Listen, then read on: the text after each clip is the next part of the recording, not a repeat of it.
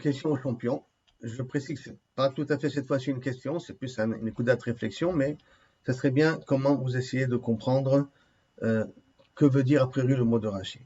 On est dans Réveil toujours, d'accord? Et de Rashi, donc le chapitre 30, verset 14. On voit l'histoire des Doudaïm de Réhouven. Réhouven prend apotropos sur sa mère, prend tuteur sur sa mère, et décide de lui amener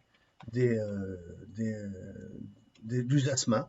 De là vient peut-être le minhag des Tunisiens de donner du jasmin à une femme, d'accord? Parce que ça lui permet, semblerait-il, d'avoir une certaine fécondité, l'odeur, ou d'avoir un certain effet quelque part. Il amène à sa mère, Rachel voit, et Rachel dit à Serge, donne-moi les doudaïm de ton fils. Donc c'est un petit peu une audace de sa part, de lui demander. La mère, Rachel, Léa lui répond de façon assez provocante, tu as déjà pris mon mari, tu avais la carte Eretishti, et en plus tu veux prendre les doudaïm de mon fils. Alors, qu'est-ce que je dis, Rachel? Écoute, à cause de ça, si c'est pas de problème, Yaakov sera avec toi cette nuit-là.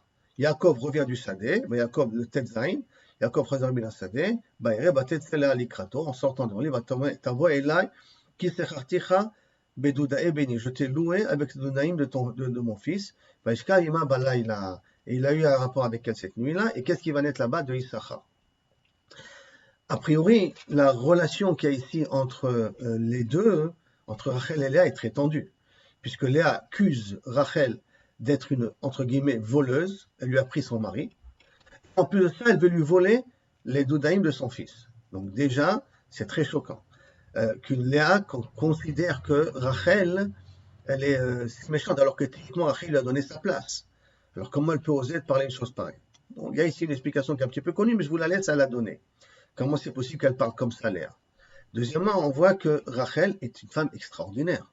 Elle ne dit rien, elle ne réagit pas à cette provocation de Léa. Et malgré tout, par le fait qu'elle ne dit rien, Rachel, et qu'elle accepte de donner Yaakov à Léa, elle ne sera pas enterrée avec Yaakov. La raison du fait que Rachel n'est pas enterrée à Merat-Marpella est ici.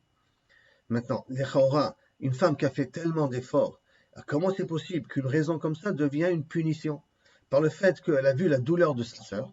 Elle voit la douleur de sa sœur, elle dit ok, tu seras avec ta femme, avec mon mari ce soir. Elle aimait vateret d'être avec le tzaddik. Et comment c'est possible que ce vitour d'être avec le tzaddik, pour elle, ça va se transformer en, entre guillemets, une punition. Est-ce que c'est vraiment une punition? Donc c'est à vous de me l'exprimer. Maintenant, ce qui est encore beaucoup plus étonnant, c'est comment Léa parle à Yaakov. Je t'ai loué avec le jasmin de mon fils. Donc Yaakov, il s'aperçoit ici qu'il y a une scène de ménage pas possible.